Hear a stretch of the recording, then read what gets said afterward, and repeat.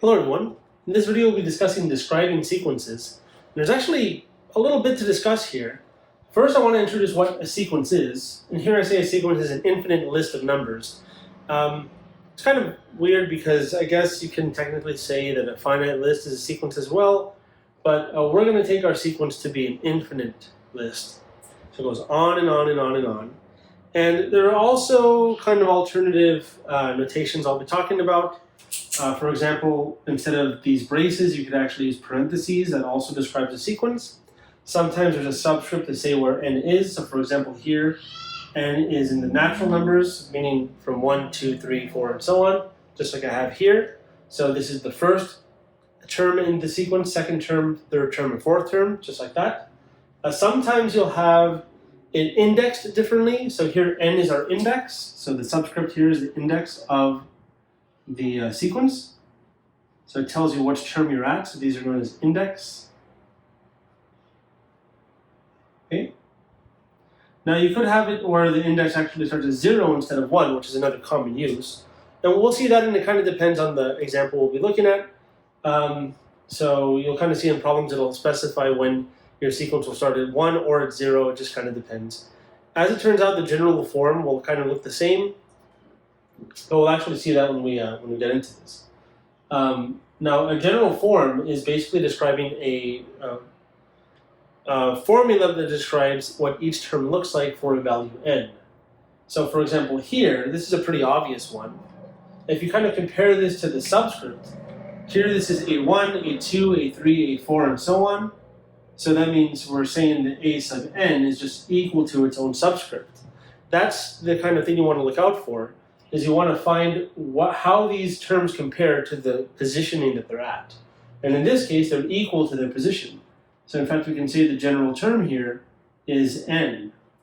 So I said general form earlier, but it really should be general term. So it's what the term looks like for a general n. So this is very useful because if I wanted to find the 100th term, for example, I can just plug in n equals 100, and we'll see in this case that the nth term is indeed 100. Now, in general, you cannot actually do this. This is taking a few assumptions. Specifically, this is assuming that this pattern continues like that. The board got like really weird there. Let me see if I can get rid of that real quick. Okay, sorry about that.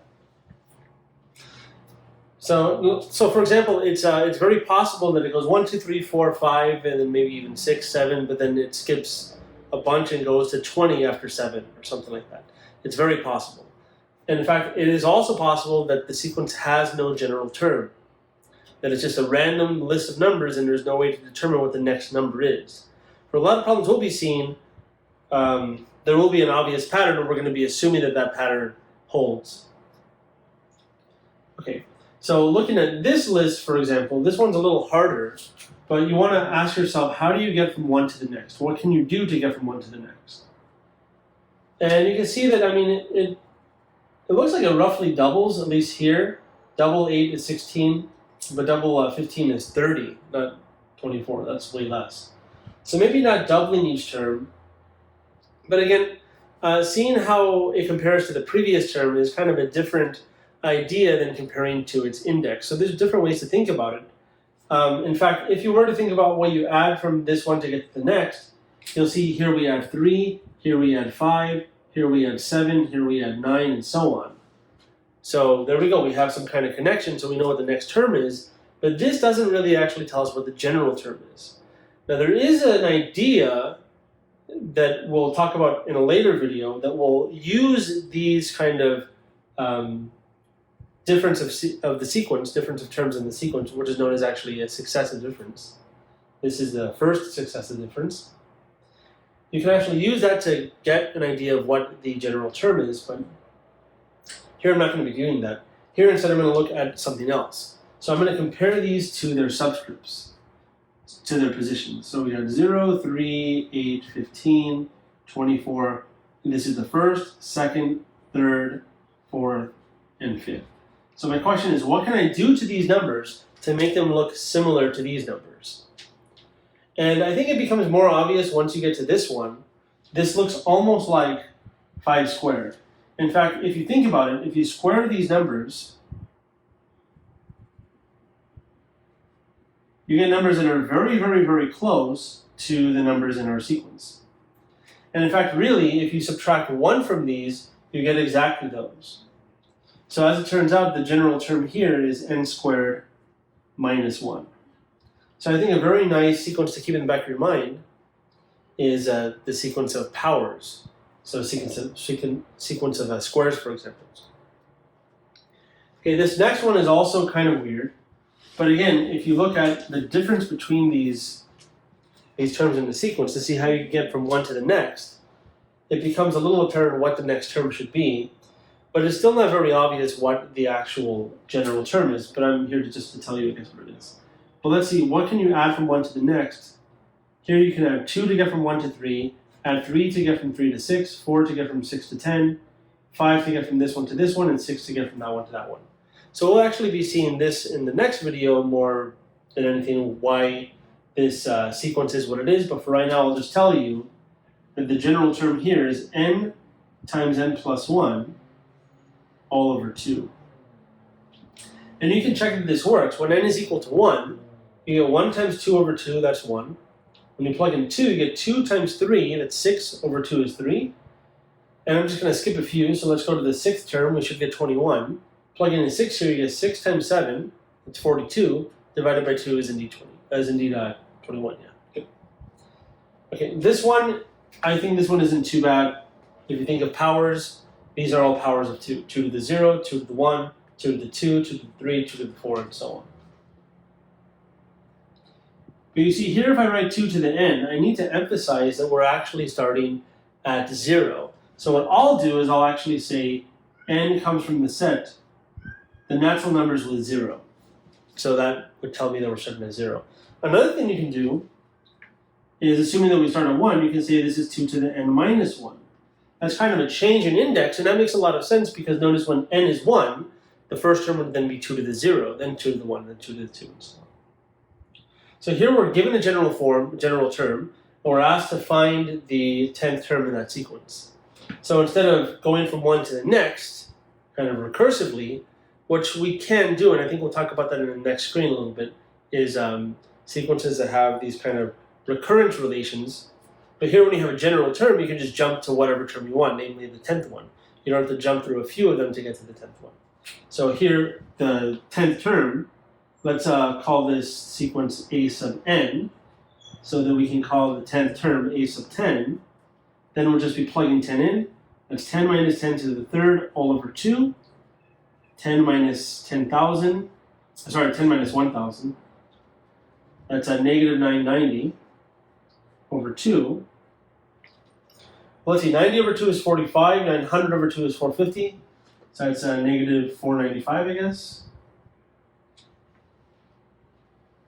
There we go, that's the 10th term in the sequence. Awesome. Right, so now with that being said, I'm going to now talk about recurrence relations, and then we'll talk about, well, more properties of sequences. So let's see that right now. Right, so for a recursive definition for a sequence, we have a recurrence relation and an initial condition, or possibly more than one initial condition, just depending on what the recurrence relation involves. A recurrence relation we've actually discussed in the past. Basically, that's a way of relating one term to previous terms. So here, for example, we have this recurrence a sub n is equal to 2 times a sub n minus 1. So you can actually, given a previous term, you can find a later term by applying this rule. Now, our initial condition here is a0 is equal to 1. So that means a1 would be equal to 2 times a0. See how that works? So n is 1 more than n minus 1. So if you're given 0, then you can find the first term, and so on. Or a2 then would be 2 times a1. But since a0 was 1, that means a2 is 2. Plugging that in here, we get 2 times 2, which is 4. Now, a nicer way I think of doing this kind of more practically is just to write out your sequence, start with your initial term or terms, and then apply the rule to get the rest of the terms generated. So this says to multiply the previous term by 2. So we look at the previous term multiplied by 2 and we get this, which is actually a sequence we saw on the last board. This is just 2 to the n. Notice this is 2 to the n because we start with 0 here is what this emphasizes for us. Okay? All right, now this next one has actually a special name. This is called the Fibonacci sequence.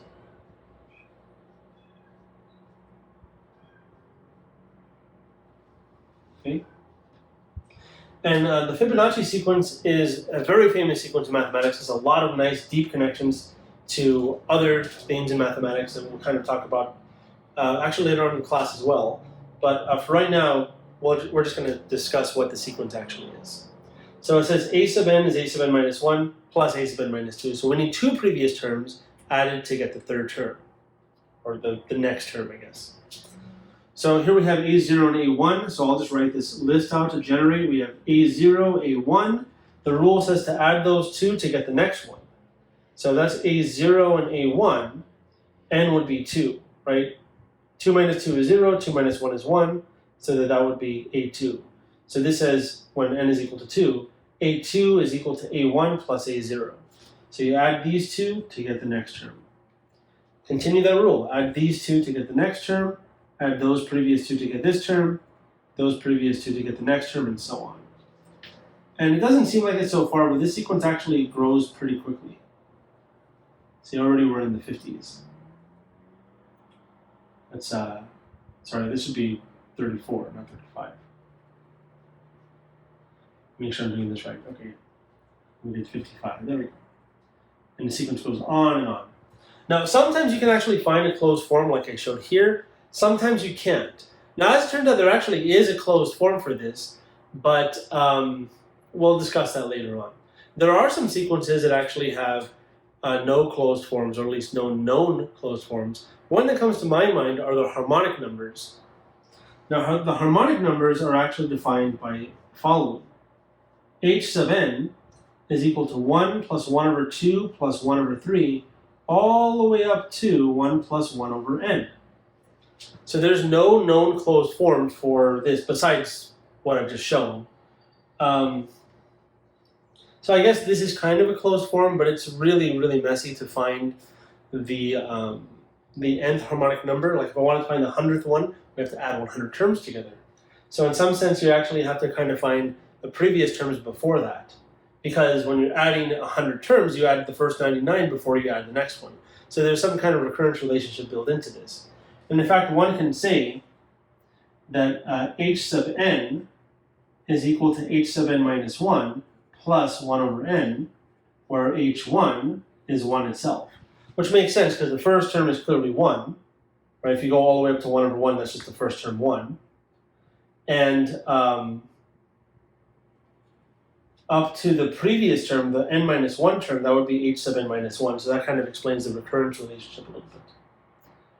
Okay. I think that's all I'm going to say there. I'm not even going to show what the actual list of terms is, just because it's a little involved to find them. But you just basically add fractions and you kind of see what the next term would be and so on. Now, speaking of sums, we're going to actually be talking about sums in the next screen. So let's take a look at that right now. All right, so here I say the kth partial sum is the sum of the first k terms of a particular sequence. So for example, if we have the sequence a sub n, then sk is defined to be the sum of the first k terms, so a1 plus a2 all the way up to ak. Now again, a could possibly start as 0 instead of 1, but that just depends on the particular problem we're looking at. Now here, I'm describing this kind of new notation using this Greek letter sigma. So what this says is just when n goes from 1 to k, you plug all of those integers in between in for n. So when n is equal to 1, you get a1. Plus, you iterate for the next integer, plugging in 2, n sub 2, you get n sub 2, then plugging in 3, n equals 3, you get that, and then so on. So that's just a different kind of form. And it's kind of a more compact form, so this is using, again, that Greek letter sigma. Now here, this is known as the initial term, or the initial index, I guess you could say, not term, but initial index. And this is the terminating index. So the last index. And there's actually a name, believe it or not, for this. This is called a sum end. So the sum end is just the kind of general term we're summing over, sum end. Okay. So now I say the sequence of partial sums is then the following. So the sequence of S sub k is just, of course, S1, S2, S3, and so on. But S1 is A1, that's just adding the first term. S2 would then be A1 plus A2. S3 is an A1 plus A2 plus A3, and so on. And again, here I'm starting with 1 instead of 0. So for this example, I'm asking to find the first 5 terms of the sequence of partial sums for these sequences. So here I have A sub n is n. Here I didn't call this anything, I just called it 2 to the n minus 1. But if you write the sequence out, the sequence is just 1, 2, 3, 4, and so on. Right? Now, what about the sequence of partial sums, though? So let me write S sub k. Now, you don't have to use the index k. If you want to use n still, you can. It just depends what you want to call it. I mean, it could be sk, sn, sm, sl, or st, whatever you want the index to be. But let's see. The first term is 1. Adding up to the second term is 3. 1 plus 2 plus 3 is 6. And notice what we're really doing is just adding the next number to what we have already. So in some sense, the sequence of partial sums really is kind of a recurrence-defined sequence. In fact, we can say that it's always true that sk is equal to sk minus 1 plus a sub k. That's certainly true. So notice for the fourth one, I would add up to the fourth term. We already know adding up to the third term is 6, so adding 4 more is 10. 10 plus the fifth term is the fifth term of the sequence of partial sums, and so on. Now we actually saw this, list, and we saw the general term for this list in the beginning of this video was n times n plus 1 all over 2. And I didn't actually say it then, but these are known as the triangular numbers.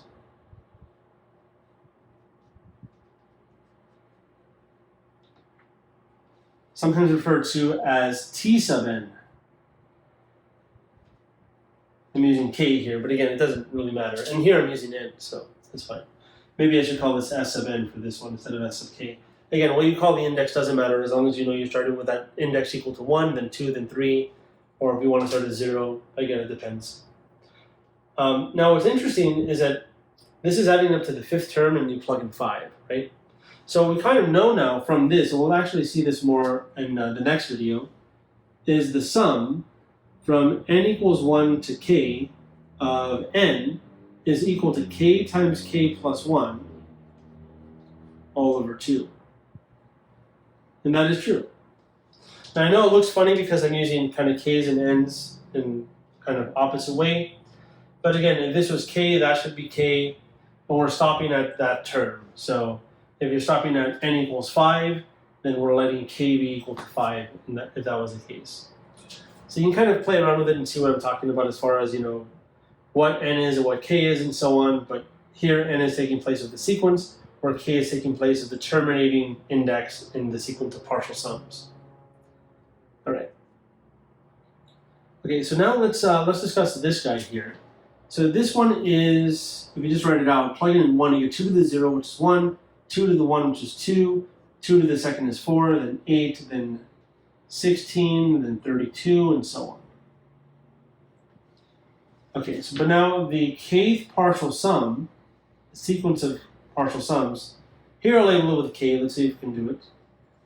Adding the first term is just 1, adding the first 2 is 3, adding the first 3 terms is actually going to give you 7, adding the first 4 terms is going to be that plus 8, which is 15, that plus 16 is 31, and that goes on and on. But we found the first 5 terms here.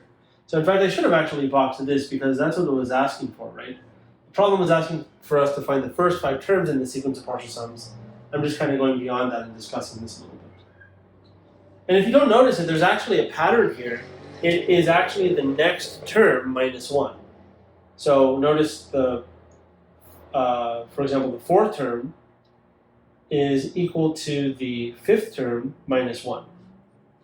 So in fact, I think what we can say is that the general term here, again, with using k, is this is 2 to the k plus 1 and then minus 1. And we can check to see if this makes sense. When k is 1, that's 2 to the 2, 2 to the, does that make sense? maybe we'd actually need not to have that plus 1. So when k is 1, we have 2 to the 1 minus 1, that's 2 minus 1, that's 1. When k is 2, 2 to the 2 minus 1, that's 4 minus 1, that's 3. 2 to the 3 minus 1 is 7. 2 to the 4 minus 1 will be 16 minus 1, that's 15. And 2 to the 5th minus 1 is indeed 32. So it's kind of interesting we can find these general forms even of the sequence of partial sums sometimes. Now, I'm not going to get into it too much, but I will say the reason why it's called a partial sum is because we're only adding up a portion of the terms, a partial amount of the terms of the sequence. We're not adding all of the terms in the sequence. And you may ask, well, how can you add infinitely many terms? Well, it can be done. Those are infinite sequences, or I guess infinite sums, which are called series. And again, we'll be talking more about that in the coming videos possibly, but you can only talk about those sometimes, because if you have a sequence like these that get larger and larger, then the infinite sum is going to be infinity, of course, and it's a little hard to talk about. Okay, and the last honorable mention is I guess, partial products. So I'll actually clear the board and discuss that. That'll be a quick conversation because we won't really need it too much, but I do want to mention it. So let's take a look at that right now. Right, so we saw in the last board that the sequence of partial sums was literally just adding up the first k terms of a sequence. And we use the sigma notation. I didn't mention this, but sigma is the Greek s, and s stands for sum. Now, products, on the other hand, well, we'll use the capital Greek pi, the Greek capital pi. And pi, of course, is the Greek p, which stands for product. So it's kind of nice to know that. Now, I didn't actually speak too much of like using this notation, I just kind of mentioned it. So I'm going to give you an example. I feel I owe to you to at least give you one example of showing that. So here we're going to plug in n equals 1. When you plug in n equals 1, you get 3 times 1 is 3 minus 2 is 1. Plus, when you plug in n is equal to 2, 3 times 2 is 6 minus 2 is 4. When n is equal to 3, add that one. You get 3 times 3, that's 9 minus 2 is 7. And then when you plug in 4, that's 3 times 4, that's 12 minus 2 is 10. And then finally, when you plug in n equals 5, we get 3 times 5 is 15 minus 2 is 13. And if you don't notice, there's a pattern here. You're just adding 1, or you're adding 3 from each term to get the next term. That's kind of a recursive way of defining that sequence. But anyways, we're adding these now. So this sum is equal to this. So let's just add them together. Let's see. So I'm going to notice that 7 plus 13 is 20. That's 5. 5 plus 10 is 15. 15 plus 20 is 35 altogether. Perfect. So now, like I said, sigma stands for sum. So we're summing up the first k terms from n equals 1, 2, 3, all the way up to k. Same thing here for capital pi, but we're multiplying instead of adding. So I have two examples here. This one's a general example. And just writing this out, when n is equal to 1, you get 1. N is equal to 2. This general term is 2. N is equal to 3, you get 3, then 4, and then all the way up to k. And before k, you even have k minus 1. And if you don't notice and recognize this, we've actually seen this in previous videos, this is just k factorial. So that's a nice closed form for this kth partial product, is what this is called, okay? And now here I wanted to kind of just give an example of using different indice variables, like here I'm using I instead of n or k, like we kind of got into that conversation a little bit in the last board. So here when I is equal to 1, you get I squared minus 1, so it's 1 squared minus 1, that's 0, times when I is equal to 2. So that's kind of boring actually, right? Because when you plug in this, you get 0, so 0 times anything is just that. So what I'm going to do instead is I'm going to change this a little bit by making this a plus. That way we don't get that times 0, because anything times 0 is 0, so I know the result's just going to be 0. So kind of two examples in one is the best way to take that. So 1 squared plus 1 is 2. 2 squared plus 1 is 4 plus 1, that's 5. Times when n is equal to 3. Finally, or 3 squared plus 1, that's 9 plus 1, that's 10. So that's 10 times 10, so that's 100. Nice. Pretty cool.